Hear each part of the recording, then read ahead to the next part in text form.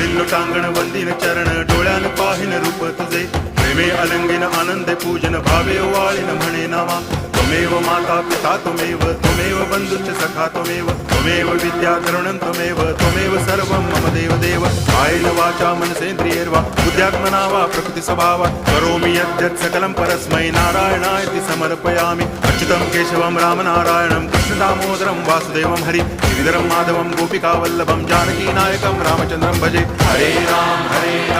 Ram Ram Hare Hare Hare Krishna